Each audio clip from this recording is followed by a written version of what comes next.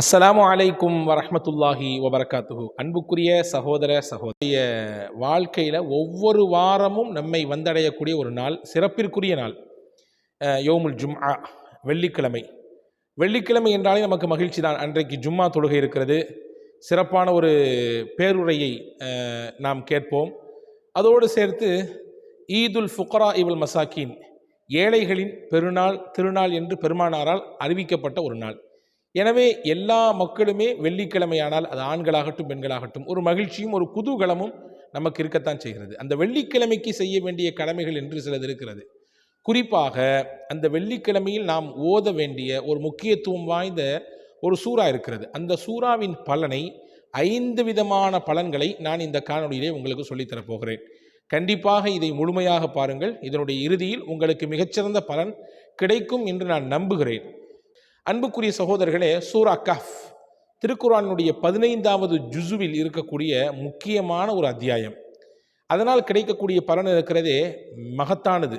5 பெரும் பலன்கள் சூரா கஹ்ஃபின் மூலமாக நமக்கு கிடைக்கிறது. அதுதான் இந்த காணொலியினுடைய மைய கருத்து. முதலில் சூரா கஹ்ஃபிலே அல்லாஹு தாலா சில வசனங்களிலே முக்கியத்துவம் வாய்ந்த நிகழ்ச்சிகளை, சம்பவங்களை, முன்னால் வாழ்ந்த நபிமார்களுடைய காலத்திலே வாழ்ந்த நல்லோர்கள், குறிப்பாக சில இளைஞர்கள், அவர்களினுடைய ஈமானிய வலுவையும் அவர்களுடைய இறை நம்பிக்கையின் அழுத்தத்தையும் சொல்லும் விதமாக சில விஷயங்களை அல்லாஹ் பதிவு செய்கிறான். தஜ்ஜால் என்பவன் வருவான், அவனால் ஏற்படக்கூடிய ஆபத்து, ஃபித்னத், சோதனை என்பது ரொம்பவும் அதிகமானது என்று முகமது நபி ஸல்லல்லாஹு அலைஹி வஸல்லம் அவர்களால் நமக்கு அறிவுறுத்தப்பட்டிருக்கிறது. சொல்லப்போனால் தஜ்ஜாலுடைய வருகை என்பது உலக அழிவு நாளுடைய பெரிய அடையாளங்களில் முக்கியமான அடையாளம் என்று பெருமானார் ஸல்லல்லாஹு அலைஹி வஸல்லம் அவர்கள் சொல்லி தந்தார்கள். தஜ்ஜாலை குறித்து உண்டான சில சுவாரஸ்யமான நிகழ்ச்சிகளை, தகவல்களை இன்னொரு காணொலியிலே உங்களுக்கு நான் விரிவாக சொல்கிறேன். இங்கே சொல்லக்கூடிய விஷயம் என்னவென்றால், எவர் ஒருவர் சூரா கஹ்ஃபினுடைய முதல் 10 வசனங்களை மனனம் செய்து ஓதுகிறாரோ, உஸிமா மின் ஃபித்னதி தஜ்ஜால், முஸ்லிம் ஷரீஃபிலே ஹதீஸ் வந்திருக்கிறது.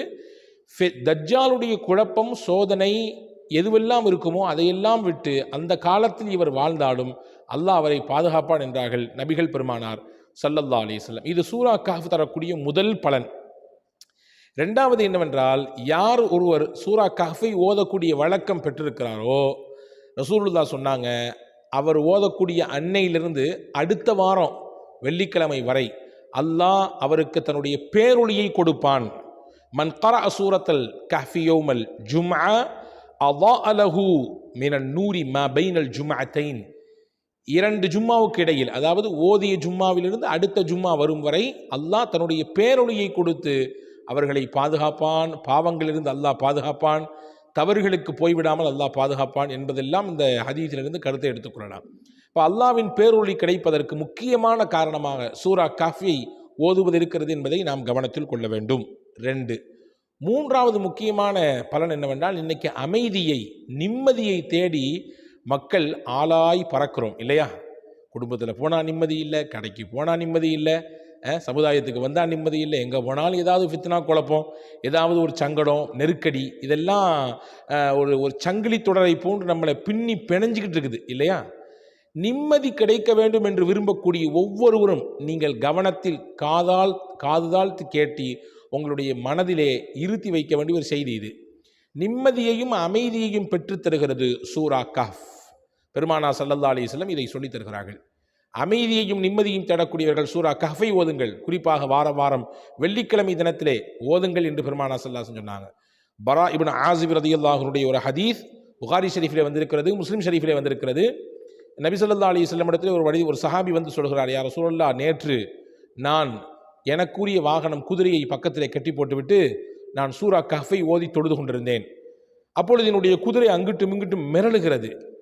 மிரட்சியை பார்த்து அச்சப்பட்டு நான் ஓதுதலை கொஞ்சம் நிறுத்தி கொண்டேன்.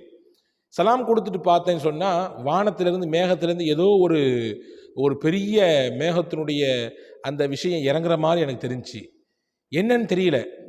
இதை அப்படி உங்கள்கிட்ட நேரடியாக நான் சொல்கிறேன், என்னவா இருக்கும், ஏதா இருக்கும், எனக்கு சொல்லுங்களேன் அப்படின்னு கேட்டபொழுது பெருமானார் ஸல்லல்லாஹு அலைஹி வஸல்லம் சொன்னார்கள், தில்க சகீனா தனஸ்ஸலத் பில் குர்ஆன். அதுதான் அல்லாஹுவின் அமைதி என்றும் வைக்கலாம், அல்லது அமைதியையும் நிம்மதியையும் தரக்கூடிய மலக்குகளின் வருகை என்றும் வைக்கலாம்.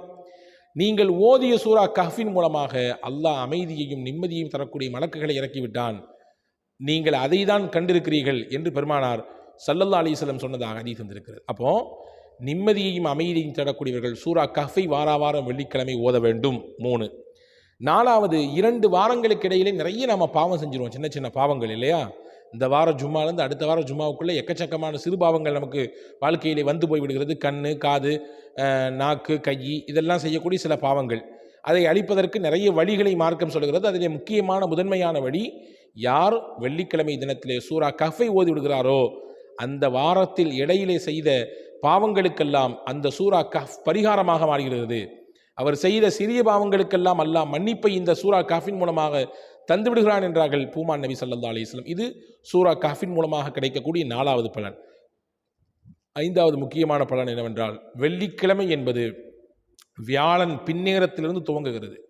வியாழக்கிழமை பின்னேரத்திலிருந்து துவங்கி மறுநாள் வெள்ளிக்கிழமையினுடைய மக்ரிப் வரை அந்த வெள்ளிக்கிழமை என்கின்ற நாளை அந்த அடிப்படையில் நாம் குறிக்கிறோம். அப்பொழுது நாம் ஓத துவங்கி மறுநாள் இரவு அதாவது மாலை பொழுது சாயும் வரை எப்படியாவது ஒரு முறை சூரா கஹ்ஃபை ஓதிவிட வேண்டும். ஏனென்றால் நபிகள் நாயகம் ரசூலுல்லாஹி ஸல்லல்லாஹு அலைஹி வஸல்லம் சொன்னார்கள், வெள்ளிக்கிழமையிலே ஒரு நேரம் இருக்கிறது, அது உங்களுக்கு யாருக்கும் தெரியாது. அந்த நேரத்தில் அல்லாஹ்விடத்திலே கையேந்தி விட்டால், துவா செய்து விட்டால் அந்த துவாவிற்கு மறுப்பே கிடையாது. அல்லாஹ் அதை முழுவதுமாக கொடுத்து விடுவான் என்றார்கள் பெருமானார் ஸல்லல்லாஹு அலைஹி வஸல்லம். அப்போ அந்த நேரத்தை நீங்கள் தேடி நீங்கள் எப்படியாவது என்ன செஞ்சிருங்க, அதை ஓதிருங்க என்பதாக, அதை அந்த நேரத்தில் அல்லாஹ்விடத்தில் துவா செய்துவிடுங்கள் என்பதாக பெருமானார் ஸல்லல்லாஹு அலைஹி வஸல்லம் கற்றுத்தராங்க. அந்த நேரம் எந்த நேரன்றதில் பல்வேறு விதமான கருத்துக்கள் இருக்கலாம். ஹதீஸிலே வந்திருக்கிறது ஜும்மா 2 குத்துபாவுக்கும் இடைப்பட்ட நேரம் என்று வந்திருக்கிறது. சில அறிவிப்புகளிலே வந்திருக்கிறது வெள்ளிக்கிழமை அசர் தொழுகைக்கு பிறகு இருக்கக்கூடிய நேரம் என்று வந்திருக்கிறது. ஆக மொத்தத்தில் ஏதோ ஒரு நேரத்தில் அல்லாஹ்விடத்தில் கேட்கக்கூடிய துவா கபூலியத்தாகிறது. அந்த கபூலியத்தை பெற்றுத்தரக்கூடிய அந்த நேரத்தில் நாம் தேடி இந்த சூறாவையும் ஓதிவிடுமையானால், இந்த சூரா கஹ்ஃபையும் ஓதிவிடுமையானால் அல்லாஹ்விடத்தில் இரட்டிப்பான கூலியை பெறுவதற்கும் மிகப்பெரிய வழியாக இது இருக்கும் என்பதை நாம் இங்கே கவனத்தில் கொள்ள வேண்டும். ஆக வெள்ளிக்கிழமை பின்னேரத்திலிருந்து மக்ரீப் தொழுவதற்கு பின்னாடியிலிருந்து மறுநாள் வெள்ளிக்கிழமை அதாவது வியாழக்கிழமை மக்ரீப் தொழுவதிலிருந்து வெள்ளிக்கிழமை மக்ரீபுக்குள்ளாக நாம் சூரா கஹ்ஃபை ஓதுகிற பொழுது ஓதிய பலனும் கிடைத்துவிடும், ஒரு கல்லில் 2 மாங்காய்.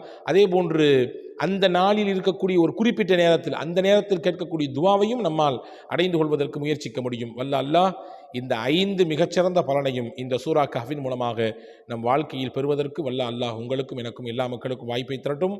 வஸ்ஸலாம். அஸ்ஸலாமு அலைக்கும்.